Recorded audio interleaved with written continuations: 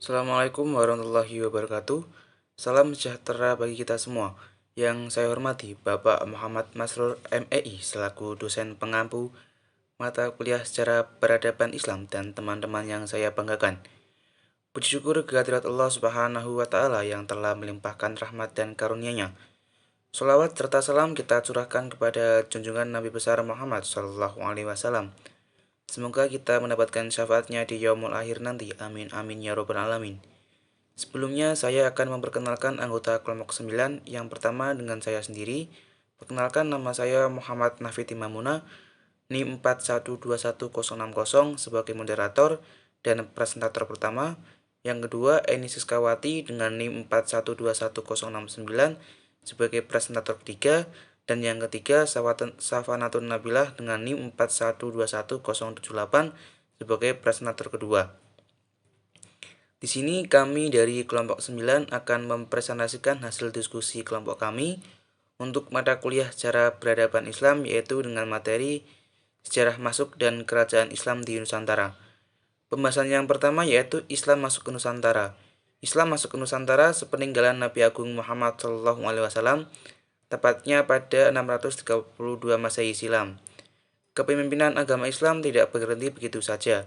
Kepemimpinan Islam diteruskan oleh para khalifah dan disebarkan ke seluruh penjuru dunia, termasuk Indonesia. Pada dinasti Umayyah, perkembangan Islam masuk ke Nusantara. Zaman dahulu Indonesia dikenal sebagai daerah terkenal akan hasil rempah-rempahnya, sehingga banyak sekali para pedagang dan saudagar dari seluruh dunia datang ke kepulauan Indonesia untuk berdagang. Hal tersebut juga menarik pedagang asal Arab, Gujarat, dan juga Persia. Sambil berdagang, para pedagang Muslim sembari berdakwah untuk mengenalkan ajaran Islam kepada para penduduk. Masuknya agama Islam ke Nusantara terbagi menjadi 3 fase. Yang pertama, masuknya Islam sejak awal abad ke-7 Masehi. Sebagian ahli sejarah menyebut jika sejarah masuknya Islam ke Indonesia sudah dimulai sejak abad ke-7 Masehi. Pendapat ini didasarkan pada berita yang diperoleh dari para pedagang Arab. Dari berita tersebut, diketahui bahwa para pedagang Arab ternyata telah menjalin hubungan dagang dengan Indonesia pada masa perkembangan Kerajaan Sriwijaya pada abad ke-7. Dalam pendapat itu, disebutkan bahwa wilayah Indonesia yang pertama kali menerima pengaruh Islam adalah daerah Sumatera Utara atau wilayah Samudra Pasai. Wilayah Samudra Pasai merupakan pintu gerbang menuju wilayah Indonesia lainnya. Dari Samudra Pasai, melalui jalur perdagangan agama Islam menyebar ke Malaka dan selanjutnya ke Pulau Jawa pada abad ke-7 Masehi. Itu pula agama Islam diyakini sudah masuk ke wilayah pantai utara Pulau Jawa. Yang kedua, masuknya Islam sejak abad ke-11 Masehi. Sebagian ahli sejarah lainnya berpendapat bahwa sejarah masuknya Islam ke Indonesia dimulai sejak abad ke-11 Masehi. Pendapat ini didasarkan pada bukti adanya sebuah batu nisan Fatimah binti Maimun yang berada di dekat Gresik, Jawa Timur. Batu nisan ini berangka tahun 1082 Masehi. Yang ketiga, masuknya Islam sejak abad ke-13 Masehi. Di samping kedua pendapat di atas, beberapa ahli lainnya justru meyakini jika sejarah masuknya Islam ke Indonesia baru dimulai pada abad ke-13 Masehi. Pendapat ini didasarkan pada beberapa bukti yang lebih kuat. Di antaranya dikaitkan dengan masa reruntuhnya dinasti Abbasiyah di Baghdad 1258 Masehi, berita dari Marco Polo 1292 Masehi, batu nisan kubur Sultan Malik al-Saleh di Samudra Pasai 1267 Masehi, dan berita dari Ibnu Battuta 1345 Masehi. Pendapat tersebut juga diperkuat dengan masa penyebaran ajaran tasawuf di Indonesia. Sekian, terima kasih. Materi selanjutnya akan disampaikan oleh presentator kedua. Assalamualaikum warahmatullahi wabarakatuh. Perkenalkan, nama saya Safanatun Nabilah, NIM 41217078. Di sini saya sebagai pemateri 2. Strategi penyebaran agama Islam di Nusantara dilakukan melewati berbagai jalan, di antaranya 1. Perdagangan. Para pedagang muslim yang berasal dari Arab, Persia, dan India telah ikut ambil bagian dalam lalu lintas perdagangan yang menghubungkan Asia Barat, Asia Timur, dan Asia Tenggara. Pada abad ke-7 sampai abad ke-16, para pedagang muslim itu akhirnya singgah juga di Indonesia. Dan ternyata yang dilakukan mereka bukanlah untuk hanya berdagang, tetapi juga berdakwah dan menyebarkan agama Islam. Saat berdagang, mereka menunjukkan kepribadian Muslim yang baik, berbudi luhur, jujur, amanah, dan dapat dipercaya. Hal tersebut menjadi daya tarik utama sehingga banyak orang yang sukarela masuk Islam tanpa paksa. Yang kedua, hubungan sosial. Para mubalik yang menyebarkan Islam di Nusantara ternyata tidak hanya aktif berdagang, mereka pun aktif dalam kegiatan sosial yang ada di lingkungan sekitar. Bahkan sebagian dari mereka ada yang menetap di lingkungan tersebut karena mereka menikah dengan penduduk setempat. Yang ketiga, pendidikan dan pengajaran. Ajaran Nabi Muhammad SAW tentang sampaikanlah diriku walau hanya satu ayat menjadi motivator para mubalik Islam pada saat itu untuk semakin bersemangat menyampaikan ajaran Islam.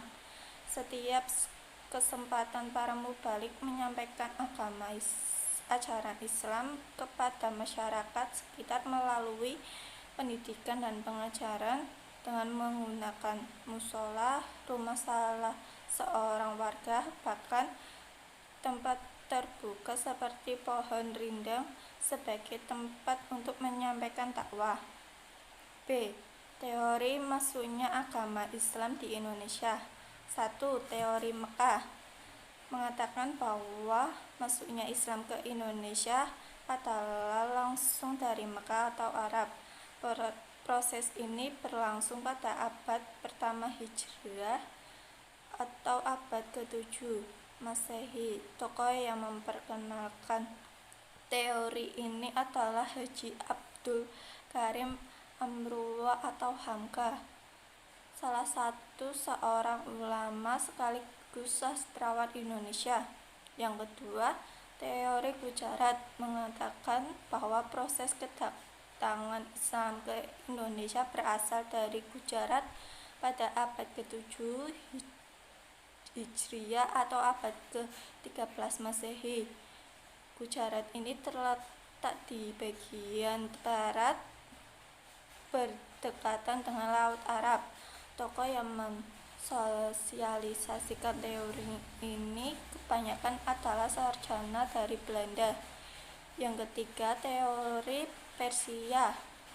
Adapun yang mencetuskan teori ini adalah Hussein Jabdiningrat yang berpendapat bahwa agama Islam masuk ke Nusantara dari Persia Sing di Gujarat pada abad ke-13. Selanjutnya, teori tersebut menitik beratkan tinjauannya terhadap kebudayaan yang dilakukan oleh masyarakat Islam yang dirasakan memiliki banyak persamaan dan kebudayaan Persia. Yang keempat, teori Arab. Teori ini didukung oleh Crawfurd, Keizer, Neiman, De Hollander, J.C. Van Leo, Tom Swift, Ahmad Al-Attas, dan Hamka, Jabdiningrat, Mukti Ali, dan tokoh yang paling gigih mempertahankan teori ini adalah Naqib Al-Attas. 9. Teori ini menyatakan bahwa Islam datang ke Indonesia langsung dari Arab pada abad ke-7 sampai 8 Masehi. Hamka secara tegas menyatakan Islam datang ke Indonesia pada tahun 674 Masehi dibawa oleh pedagang-pedagang Arab berkenaan dengan pertanyaan dinamakan tempat yang pertama kali didatangi oleh saudara-saudara Arab. Junaid Panduri menyatakan daerah baru Tapanuli, baru Sibolga, Tapteng. Ini bukti dengan adanya makam yang tertulis Hamim yang diartikan pada tahun 670 Masehi. Sekian dari saya, mohon maaf jika ada kesalahan. Selanjutnya akan disampaikan oleh pemateri 3 Eni Siskawati. Sekian dari saya, wassalamualaikum warahmatullahi wabarakatuh. Assalamualaikum warahmatullahi wabarakatuh. Perkenalkan, nama saya Eni Siskawati, NIM 4121069. Saya akan melanjutkan penyampaian materi dari pemateri 2 tadi. Selanjutnya ada sebab-sebab Islam berkembang di Indonesia. Ada 3 faktor yang menyebabkan Islam cepat berkembang di Indonesia. Yang pertama, faktor agama, yaitu akidah Islam itu sendiri dan dasar-dasarnya yang memerintahkan menjunjung tinggi kepribadian dan meningkatkan harkat dan martabatnya, menghapuskan kekuasaan kelas rohaniwan seperti Brahmana dalam sistem kasta yang diajarkan Hindu. Yang kedua, faktor politik. Faktor politik yang diwarnai oleh pertarungan dalam negeri antara negara-negara dan penguasa-penguasa Indonesia. Serat oleh pertarungan negara-negara bagian itu dengan pemerintah pusatnya yang beragama Hindu. Hal tersebut mendorong para penguasa, para bangsawan, dan para pejabat di negara-negara bagian tersebut untuk menganut agama Islam, yang dipandang mereka sebagai senjata ampuh untuk melawan dan menumbangkan kekuatan Hindu. Yang terakhir adalah faktor ekonomi. Faktor ekonomi yang pertama diperankan oleh para pedagang yang menggunakan jalan laut, baik antar kepulauan Indonesia sendiri maupun yang melampaui perairan Indonesia ke Cina, India, dan Teluk Arab atau Parsi yang merupakan pendukung utamanya karena telah memberikan keuntungan yang tidak sedikit sekaligus mendatangkan masuk yang besar bagi pelabuhan yang disinggahinya, baik menyangkut barang-barang yang masuk maupun yang keluar. Ada beberapa faktor yang menyebabkan agama Islam itu dapat berkembang cepat di Indonesia. Yang pertama adalah syaratnya untuk masuk agama Islam sangatlah mudah. Yang kedua, agama Islam tidak mengenal sistem pembagian masyarakat berdasarkan kasta. Dalam ajaran agama Islam tidak dikenal adanya perbedaan golongan dalam masyarakat. Setiap anggota masyarakatnya mempunyai kedudukan yang sama sebagai hamba Allah Subhanahu wa Ta'ala. Yang ketiga, penyebaran agama Islam dilakukan dengan jalan yang relatif damai, tanpa melalui kekerasan. Yang keempat, sifat bangsa Indonesia yang ramah tamah memberi peluang untuk bergaul lebih erat dengan bangsa lain. Yang terakhir, upacara-upacara keagamaan dalam Islam lebih sederhana. Selanjutnya ada contoh kerajaan Islam yang pernah berdiri di Indonesia. Yang pertama, Kerajaan Perlak. Kerajaan Islam yang pertama kali berdiri di Sumatera dan tanah air adalah Kerajaan Perlak atau Peurela. Kerajaan Perlak ini berdiri pada pertengahan abad ke-9 dengan raja pertamanya bernama Alauddin Syah. Perlak pada saat itu merupakan kota dagang penyedia lada paling terkenal. Pada akhir abad ke-12, Kerajaan Perlak akhirnya mengalami kemunduran. Yang kedua, Kerajaan Samudra Pasai. Kerajaan Samudra Pasai yang merupakan kerajaan kembar. Kerajaan ini terletak di pesisir timur Laut Aceh, Kabupaten Lok Seumawe atau Aceh Utara. Kemunculannya sebagai kerajaan Islam diperkirakan awal atau pertengahan abad ke-13 Masehi. Pendiri dan raja pertama kerajaan ini adalah Malik al-Soleh. Sebagai hasil dari proses Islamisasi daerah pantai yang pernah disinggahi pedagang-pedagang Muslim sejak abad ke-7 ke-8 Masehi. Yang ketiga, Kerajaan Aceh Darussalam. Kerajaan Aceh berdiri pada tahun 1514. Sultan Ibrahim atau Ali Mugayat Syah adalah raja pertama kerajaan ini. Kerajaan Samudra Pasai berlangsung sampai tahun 1524 Masehi. Pada tahun 1521 Masehi, kerajaan ini ditaklukkan oleh Portugis yang mendudukinya selama 3 tahun. Kemudian tahun 1524 Masehi dianekasi oleh Raja Aceh, Ali Muhayyad Syekh. Selanjutnya ada Kerajaan Demak. Perkembangan Islam di Jawa bersamaan waktunya dengan melemahnya posisi Raja Majapahit. Hal itu memberi peluang kepada pengusaha-pengusaha Islam di pesisir untuk membangun pusat kekuasaan yang independen. Di bawah pimpinan Sunan Ampel Denta, Wali Songo bersepakat mengangkat Raden Patah menjadi raja pertama Kerajaan Demak, kerajaan Islam pertama di Jawa, dengan gelar Senopati Jimbun Ngabdurrahman Panembahan Palembang Sayyidina Panatagama.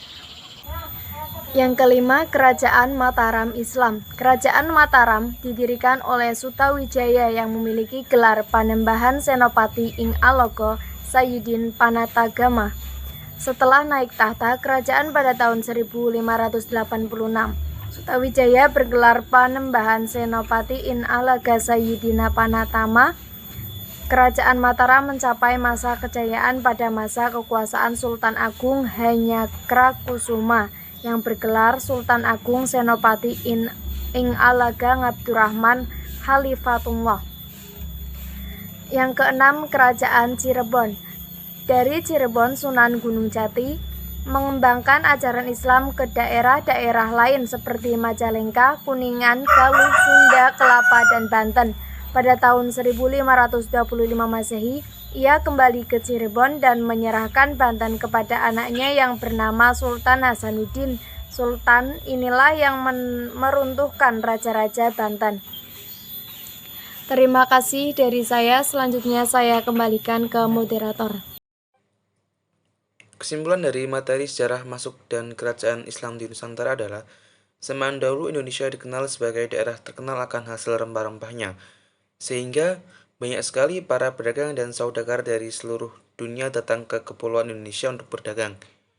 Hal tersebut juga menarik pedagang asal Arab, Gujarat, dan juga Persia. Sambil berdagang, para pedagang Muslim sembari berdakwah untuk mengenalkan ajaran Islam kepada para penduduk. Dan pada saat itu banyak berdirinya kerajaan-kerajaan Islam seperti Kerajaan Samudra Pasai, Aceh, Demak, Mataram Islam, Cirebon, Perla. Sekian presentasi dari kelompok kami. Apabila ada salah kata, mohon maaf sebesar-besarnya. Wabillahi taufiq wal hidayah. Wassalamualaikum warahmatullahi wabarakatuh.